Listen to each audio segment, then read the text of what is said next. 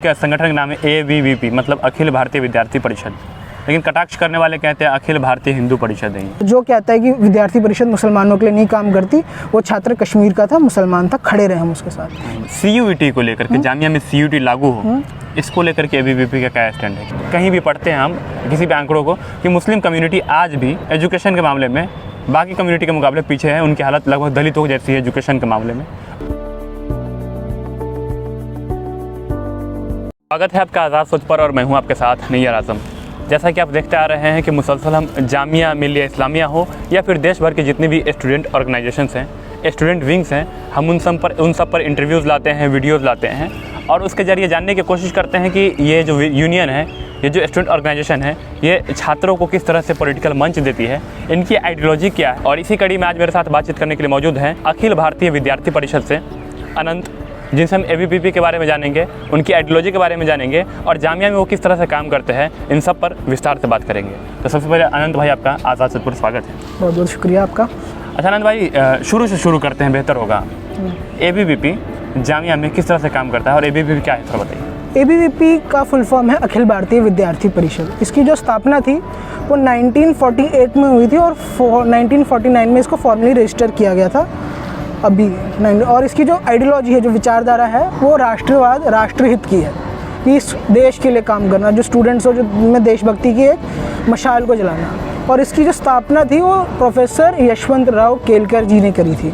एक महाराष्ट्र में एक कॉलेज के एक कमरे से स्टार्ट हुई थी और आज की डेट में ये जो पूरी दुनिया का सबसे बड़ा एक छात्र संगठन बन चुका है। चाहे आप डेमोक्रेटिक वर्ल्ड लीजिए, आप नॉन डेमोक्रेटिक वर्ल्ड लीजिए, छात्रों के मुद्दे उठाना, दुनिया की सबसे बड़ी स्टूडेंट ऑर्गेनाइजेशन आप कह रहे हैं? हाँ जी, दुनिया की सबसे बड़ी स्टूडेंट ऑर्गेनाइजेशन।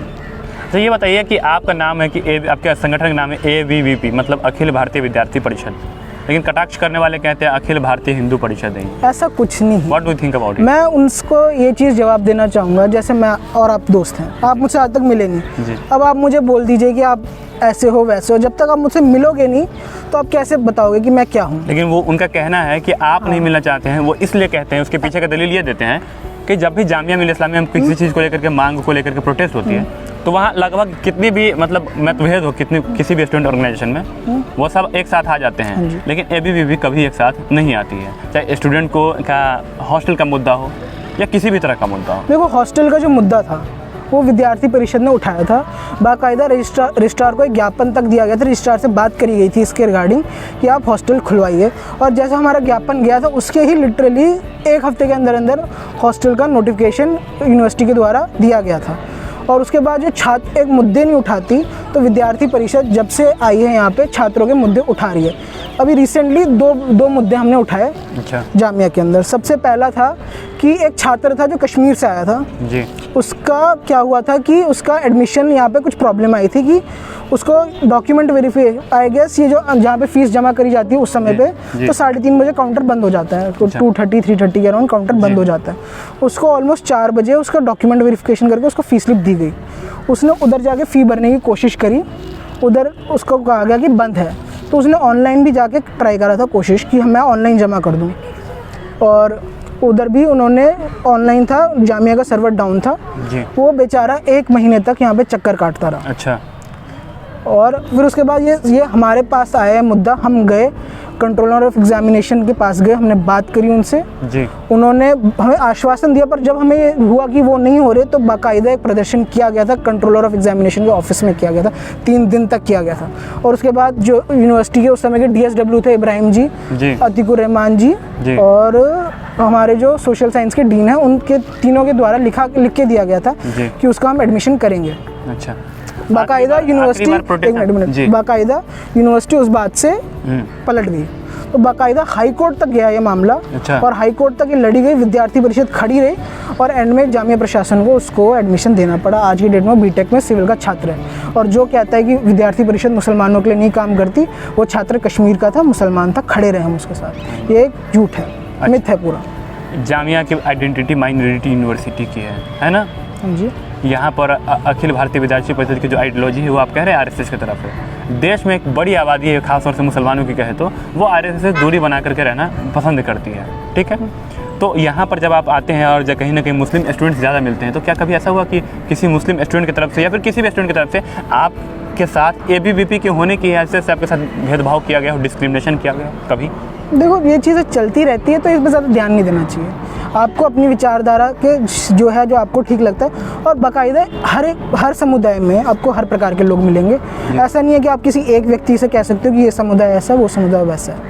हमारे साथ विद्यार्थी परिषद में काफ़ी मुसलमान भी जुड़े हैं।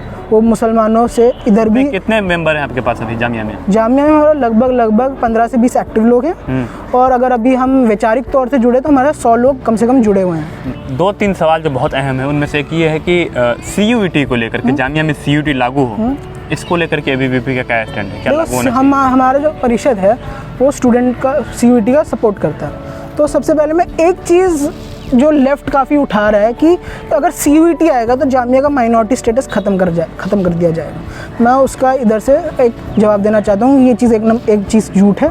जामिया में JEE के थ्रू बीटेक में एडमिशन होते हैं। अब भी मेडिकल कॉलेज आएगा, नीट के थ्रू एडमिशन होंगे। तो CUET जो है उसमें भी कुछ 15 कोर्स सब्जेक्ट है जिसमें जामिया CUET से अभी एडमिशन ले रहा है। क्या उन 15 सब्जेक्ट्स में उनका माइनॉरिटी कोटा ख़त्म हो गया? नहीं हुआ, चल रहा है। क्या वो स्कूल का कोटा ख़त्म हो गया? नहीं हुआ, चल रहा है। तो ये क्या है, जैसे आप देखिए जामिया का एंट्रेंस कितनी जगहों पे होता है, कुछ 5 स्टेट्स हैं, 4-5 जगहों पे होती है। और NT अगर एक पेपर कंडक्ट करवाएगा तो वो कितनी जगह कराएगा? पूरे इंडिया में, ऑल ओवर इंडिया में करवाएगा, हर एक छोटे मोटे शहर में होगा। अब मैं आपसे एक बात पूछता हूँ, ये लोग कहते हैं कि हम गरीबों का साथ देते हैं। एक क्या है, गरीब छात्र लगभग 200-300-400 किलोमीटर ट्रैवल करके फिर किराए का कम। यहाँ पे जामिया में ही काफ़ी लोग हैं जो कहते हैं कि भाई हमें तो आप इस वजह से कह रहे हैं कि मतलब भाड़ा किराया ज़्यादा खर्च नहीं करना पड़ेगा, इसलिए CUET लागू कर दो। CUET लागू नहीं, जामिया में अभी आप देखिए, अब एंट्रेंस देते हैं, जामिया स्कोर कार्ड इशू नहीं करती, बिल्कुल नहीं करते, पहले करती थी, बंद कर दिया गया। क्यों कर दिया गया? और जो CUET आएगा जी, उससे काफ़ी ट्रांसपेरेंसी होगी कि किसी को पता नहीं है। जैसे यहाँ पे तो चलो है, वहाँ पे किसी को पता नहीं है कि कौन क्या कॉपी चेक हो रही है। एक फेयरनेस होती है वहाँ पे। दूसरी चीज़ ये है, CUET आपको लगता है कि CUET आने के बाद ये फेयरनेस आ जाएगी? हाँ, जब CUET है, पूरा एक सेंट्रलाइज सिस्टम है, किसी एक अथॉरिटी का उस पर कंट्रोल नहीं है, पूरी एनोनिमिटी मेंटेन करी जा रही है, और प्रॉपर आपको स्कोर बता दिया जाएगा आपका कि आपका स्कोर क्या है। जामिया में नहीं बताया जा रहा, बस बाकायदा एक लिस्ट दे दी जाती है, तो उसी में जनरल, OBC और बाकी चीज़ का। आपको पता है कि आपने एंट्रेंस दिया होगा, आपका स्कोर कितना नहीं है पता है। एक आंसर की शायद देता है, वो आंसर की देते हैं, और बाकी जो है कि आपका ग्रेडिंग होता है कि आपका सिलेक्शन हो गया, नहीं हुआ तो पता नहीं कहाँ गया। फिर आप करते रहिए, RTI फाइल करते जाइए। और बाकी NEP की बात है, NEP इतना अच्छा, NEP का जो विरोध किया जा रहा है, NEP में आप छात्रों को इतना अच्छा। अनंत भैया, मैं रोक के बोलना चाहूँगा कि आज़ाद सोच जो है हमारा, वो जामिया के जितने भी स्टूडेंट ऑर्गेनाइजेशन हैं, पॉलिटिकल ऑर्गेनाइजेशन है, कल्चरल हो, सबका इंटरव्यू लगभग कर चुके हैं हम। एक ABP बाकी था, उसका आज हो ही रहा है, बातचीत कर रहे हैं हम। पहला ऐसा कोई विंग मिल रहा है मुझे जो कह रहे हैं कि CUET सही है और न्यू एजुकेशन पॉलिसी की सपोर्ट कर रहे हैं। तो इसके पीछे मतलब ठीक है, आप रीज़न बता रहे हैं कि CUET लागू होने के बाद ट्रांसपेरेंसी आएगी, बाकी चीज़ आएगी, लेकिन आपको नहीं लगता कि कहीं ना कहीं सच्चर कमेटी की रिपोर्ट में पढ़ें या फिर कहीं भी पढ़ते हैं हम किसी भी आंकड़ों को कि मुस्लिम कम्युनिटी आज भी एजुकेशन के मामले में बाकी कम्युनिटी के मुकाबले पीछे है, उनकी हालत लगभग दलितों जैसी है एजुकेशन के मामले में। अगर यहाँ CUET लागू हो जाता है तो बहुत सारे ऐसे स्टूडेंट हैं जो जामिया में या फिर जामिया MU में आने की ख्वाहिश रखते हैं, और तो शायद उनका रिजर्वेशन कम कंपटीशन उनको ज़्यादा बढ़ जाएगा। CUET उनका रिजर्वेशन तो छीन नहीं रहा है, बाकी ऐसा जामिया में बैरियर तो बनेगा ना कम से कम। जामिया में तो खुला है ना, मतलब कि जो बाकी 50-60% का जो रिजर्वेशन है, बाकी सीटों में कोई भी अप्लाई कर सकता है, तो जिसको आना होगा वैसे भी आ ही रहा है। अगर जैसे मैं नॉन मुस्लिम हूँ, मेरे को एडमिशन लेना था, मेरा कश्मीरी माइग्रेंट का कोटा है, वो अलग बात है, बट मैं भी अप्लाई कर सकता हूँ, कश्मीरी पंडित हैं। हाँ जी, तो बाकी कोई और भी अप्लाई कर सकता है, ऐसा कोई रोक टोक नहीं दी है जामिया ने। तो अगर किसी को अप्लाई करना होगा वैसे भी कर ही रहा है अप्लाई। तो जो ये विचारधारा की फैलाई जा रही है कि जामिया का स्टूडेंट कोटा ख़त्म कर दिया जाएगा, जो इंटरनल कोटा होता है, और जो जामिया का माइनॉरिटी कोटा है वो ख़त्म कर दिया जाएगा, वो एक नंबर का झूठ है। और दूसरी बात कहते हैं कि कोचिंग को इससे बढ़ावा मिलेगा, कोचिंग सेंटरों को। आप नीट की परीक्षा देते आप कोचिंग नहीं लेते, आप जामिया को कोई भी एंट्रेंस देते आप कोचिंग नहीं लेते। जामिया MU के एंट्रेंस के इतने कोचिंग सेंटर चलते हैं जी। तो किस विचारधारा पे इनकी कटाक्ष कर रहे हैं ये लोग NEP पे और CUET पे।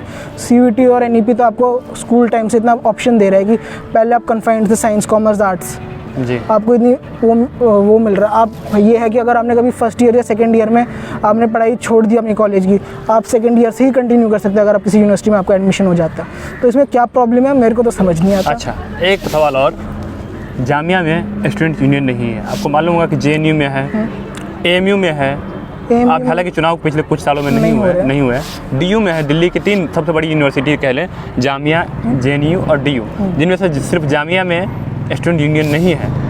तो ऐसे में आप एक स्टूडेंट यूनियन मतलब कितना चैलेंजेस आपको सामना करना पड़ता है, चैलेंज कितने आते हैं कि बिना स्टूडेंट यूनियन के काम करना, देखो या फिर लगता ही नहीं कि कोई फर्क नहीं पड़ता इससे? देखो, विद्यार्थी परिषदों को छात्रों का मुद्दा उठाना होगा। जैसे मैंने आपको बता दिया, COE का हो गया था, जो बच्चे का एडमिशन रोका गया था। CUET का प्रोटेस्ट था, वो हमने किया गया था, हमें बहुत डराया धमकाया भी गया था जी, बाकायदा। फिर भी हम लोगों ने काम किया, कर भी कौन डराए थे?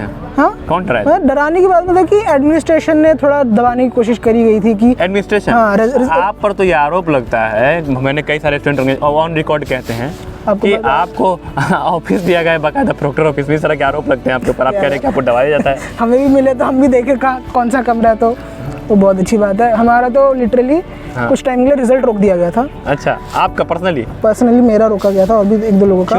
कि डराने के लिए कि आपने कैसे CUET का बात उठा दी, आप कैसे जामिया, क्योंकि बाकायदा CUET का जो हमने मांग थी। ये एक मिनट मुझे समझ नहीं आ रहा ये चीज़, मतलब यहाँ कॉन्ट्राडिक्शन हो रहा है कि आप कह रहे हैं कि CUET लागू हो इसके लिए मैंने प्रोटेस्ट किया तो मेरा रिजल्ट रोक दिया गया। रिजल्ट रोक, और बाकी स्टूडेंट ऑर्गेनाइजेशन का कहना है कि उन्होंने CUET का अपोज किया इसलिए उनका रिजल्ट रोक दिया गया, फिर उनको परेशान किया गया। तो मतलब यहाँ समझ नहीं आ रहा है, या तो कि ऐसे कैसे हो सकता है, या तो रोकने वालों को भी शोकत नोटिस और लागू करने के लिए जो बाकायदा चेक कर लीजिए, करा गया था, आप पता करवा लीजिए डिपार्टमेंट में। अच्छा, हम लोग इधर भी नहीं रुके, हम UGC गए थे, UGC ऑफिस गए थे, UGC के चेयरमैन से मिले थे। UGC के चेयरमैन से तक हमने बात उठाई गई थी कि जामिया और इधर NEP और CUET को लागू नहीं करा जा रहा। इस पर भी एक प्रॉपर 45-50 मिनट का डिस्कशन हुआ था वहाँ पे। अच्छा, तो स्टूडेंट यूनियन पर हम बात कर रहे थे, क्या सोचते हैं स्टूडेंट यूनियन आए ना आए, कैसे, या फिर आप कुछ? स्टूडेंट यूनियंस होती है कॉलेज में, मैं तो उसको डेमोक्रेसी की पहली पाठशाला कहता हूँ। अच्छा, कि छात्रों को जितने भी होते हैं उनको वोटिंग से, क्योंकि शायद से इन्हीं कैंपसों में से काफ़ी लोग होंगे जो शायद से MLA बनेंगे, आगे जाके MP भी बन जाएंगे, और बाकायदा काफ़ी चीज़ों में और जाएंगे। ज़रूरी नहीं कि इसी में जाए, वो ब्यूरोक्रेसी में जाएंगे, बाकी जगहों पे जाएंगे। तो एक जो स्टूडेंट यूनियन होता है वो बाकायदा उनको ट्रेनिंग मिलती है, तो उनको थोड़ा डेमोक्रेसी से उनका इंट्रोडक्शन कराता है जी। और बाकायदा भी जामिया में कुछ हालात ऐसे हुए हैं कि हमें कुछ इंसिडेंट्स देखने को मिले, जैसे 2006 में भी बंद जो किया गया था वो वायलेंस को देख के किया गया था। अच्छा, एक बात बताइए, यहाँ पर मैं तर्क देना चाहूँगा। आप वायलेंस को देख करके 2006 में बंद कर दिया गया, ठीक है। 1984 में हमारी जो तत्कालीन प्रधानमंत्री थी इंदिरा गांधी, जिनकी प्रधानमंत्री रहते हुए हत्या कर दी गई, तो क्या इसका मतलब भारत में इलेक्शन बंद करवा दिए जाए? इलेक्शन मतलब अब देखो, वो एक राष्ट्र के चुनाव है, एक यूनिवर्सिटी के चुनाव है। अब ऐसा नहीं है कि विद्यार्थी परिषद उसको अपोज कर रही है, यूनियन का विद्यार्थी परिषद नहीं कर रही है। विद्यार्थी परिषद बस इतना कहती है कि आप एटलीस्ट एक स्टूडेंट्स की यहाँ पे सेफ्टी मेंटेन, क्योंकि यूनियन ज़्यादा ज़रूरी है कि सेफ्टी ज़्यादा ज़रूरी है। अभी हमने रिसेंटली देखा लॉ फैकल्टी में एडमिशन, सेफ्टी मेंटेन करने की जिम्मेदारी किन की बनती है? वो एडमिनिस्ट्रेशन की बनती है। तो मतलब आप स्टूडेंट यूनियन, आप मतलब कहीं ना कहीं छात्र यूनियन के मेंबर हैं, आप जॉइंट सेक्रेटरी हैं, इस हैसियत से आपका क्या कहना है कि स्टूडेंट यूनियन हो या नहीं हो? यहाँ पर होनी चाहिए, बट एक चीज़ होनी चाहिए कि सेफ्टी भी यहाँ पे मेंटेन रहे प्रॉपर्ली। अभी इसको लेकर क्योंकि अभी लॉ फैकल्टी में हमने रिसेंटली देखा था जी कि जो कुछ क्लास रिप्रेजेंटेटिव का इलेक्शन में क्या हुआ था, हो गया था गोली। अब सोचो क्लास रिप्रेजेंटेटिव के इलेक्शन में ये हो रहा है, कल को यूनियन खुलता है। यूनियन को छोटी चीज़ नहीं होती। जामिया में 2006 तक यूनियन था, आप पढ़ सकते हो उसके किस्से। GTA था 2000, अभी रिसेंटली 1-2 साल पहले तक GTA था।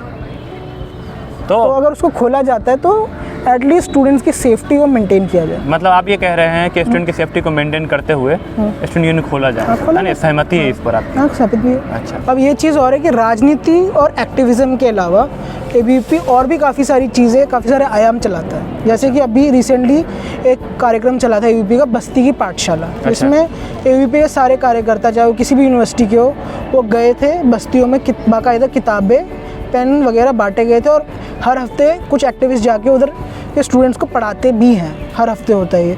और बाकी और चीज़ें, जैसे अगर आप, काफ़ी सारे आयाम हैं, अगर आप राजनीति से नहीं जुड़ना चाहते, आप बाकी किसी चीज़ से जुड़ना चाहते हैं, तो और भी चीज़ें होती है। जैसे SFS SFD या सोशल वर्क के लिए, क्या ये SF स्टूडेंट्स फॉर सेवा, स्टूडेंट्स फॉर डेवलपमेंट, ये सोशल वर्क में करती है। जैसे कहीं पे क्लीननेस ड्राइव निकालना हो गया, कहीं पे जैसे यमुना सफाई अभियान चला था एक, उसमें हमारे कार्यकर्ता गए थे SFD के, उन्होंने करा था। और बाकायदा अगर आप PhD कर रहे हैं तो हमारे लिए उसमें भी एक आयाम है शोध करके। शोध में जो रिसर्च स्कॉलर्स होते हैं काफ़ी सारे वो रहते हैं। और उसके बाद अगर आप किसी प्रीमियर इंस्टीट्यूट में पढ़ते हैं, आप IIT में पढ़ते हैं, NIT में पढ़ते हैं, JNU, जामिया, DU, ऐसे में थिंक इंडिया करके भी एक आयाम चलता है हमारा। जो तो ये सब पब्लिक में कहाँ आ रही है चीज़, जहाँ ABPP सुन के लोगों को लगता है कि अरे ये क्या बोलते हैं कि राष्ट्रवादी अपने आप को हिंदू प्रो। ऐसा कुछ नहीं। अगर आप एग्रीकल्चर स्टूडेंट है तो हमारे लिए एग्रो इंडिया है। अच्छा। अगर आप आर्ट्स में, सिंगिंग में, स्टैंड अप कॉमेडी, इन सब में फंड्स तो वगैरह समाज देता है, कार्यकर्ता जाते हैं। अभी जैसे हमारे कोई इवेंट होता है, हम तो स्टूडेंट से भी थोड़ा चंदा लेते हैं, कभी हम प्रोफेसरों से ले लेते हैं कि आप भी थोड़ा सहयोग करिए। आप बाकी सारे प्रोफेसर करते हैं सहयोग? हाँ, प्रोफेसर करते हैं। जामिया की बात कर रहा हूँ मैं। हाँ, अगर किसी का मन करता है 50 रुपये, 100 रुपये, जो भी उनका मन करे वो दे देते हैं। अच्छा, इस तरह से चला रहे हैं। ऐसा चल रहा है। बाकायदा अगर आप आर्ट्स वगैरह में इंटरेस्टेड हो, एक राष्ट्रीय कला मंच करके भी एक है, जिसके द्वारा भी यहाँ पे दिवाली, इफ्तार, ये सब भी कराया था। राष्ट्रीय कला मंच काफ़ी और इवेंट्स भी कराता है, जैसे स्टैंड अप कॉमेडी हो गया, सिंगिंग, डांसिंग, और भी बहुत सारी चीज़ें कराता है। अपनी संस्कृति को स्प्रेड कर रहे हैं, बता रहे हैं, बढ़ा रहे हैं। हाँ, चाहे शिक्षा के जरिए हो, जिस भी तरीके से लोग हमारे साथ जुड़ना चाहे वो जुड़ सकते हैं। ठीक है आनंद भाई, आप मुझसे बात की ABPP के बारे में जानकारी दी और वक्त निकाले, इसके लिए आपका बहुत शुक्रिया। आपका भी बहुत बहुत धन्यवाद मुझे मंच देने के लिए। शुक्रिया। तो ये थे हमारे साथ ABPP के ज्वाइंट सेक्रेटरी अनंत, जो बता रहे थे ABPP के बारे में, उसकी जानकारी दे रहे थे। मिलते हैं अगले इंटरव्यू में किसी खास शख्सियत के साथ। बहुत बहुत शुक्रिया।